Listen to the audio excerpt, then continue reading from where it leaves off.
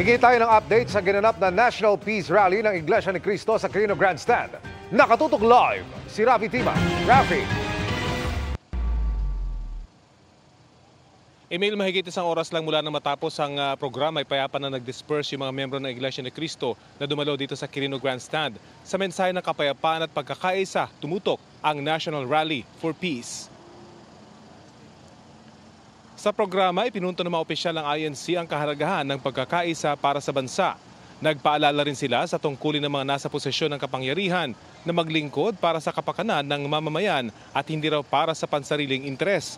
Dapat daw na magkaisa para tumatag ang bansa at tigilan na ang bangayan sa politika. Ang mga kapatid namin ay talagang nagpunta rito. Kung papaano man sila nagpunta rito, whether sila ay may dalang sariling sasakyan, kung nagsabay sila, kung nag-arkila sila ng sasakyan para sama-samang pumunta. Hindi naman ang issue paano nakarating. Ang issue ay bakit nagpunta. Ang pinakamahalaga yun bakit ba nagpunta yung mga kapatid namin? Plus yung hindi mga Iglesia ni Cristong umaten. Iisa lang ang panawagan Ang panawagan ay napapanahon na ipaalaala sa lahat, napakahalaga, magkaisa tayo, napakahalaga magkaroon tayo ng kapayapaan. Maraming mas mabibigat na problema ang bansa natin. Na pagka hindi tayo nagkaisa, walang kapayapaan, yang mabibigat na problemang iyan, hindi mahaharap. Tulad na ipinangako na hanggang alas 6 lang ng gabi ang peace rally ng INC, mabilis nga nag-disperse yung mga dumalo sa Quirino Grandstand. Dala-dala ang kanilang mga placard ng pagsuporta sa kapayapaan.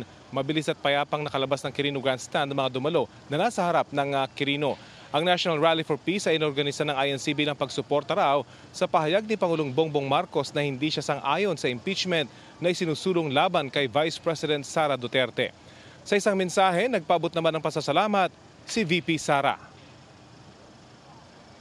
Ito ay isang makapangyarihang pagpapakita ng pagkakaisa at pananampalataya na ang tanging hangad lamang ay kapayapaan tungo sa kaunlaran ng ating bansa.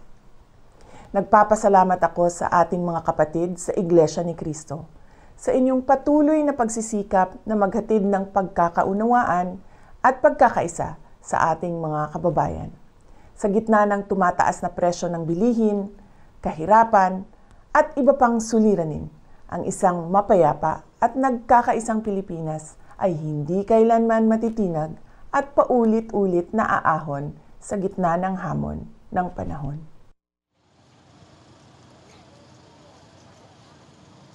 Sa ngayon, Emil, ay bukas na ang lahat ng mga kalsadang isinara kanina, partikular ang bahagi ng Padre Burgos Avenue at Roas Boulevard sa harap ng Luneta. At yan ang latest mula dito sa Quirino Grandstand. Emil?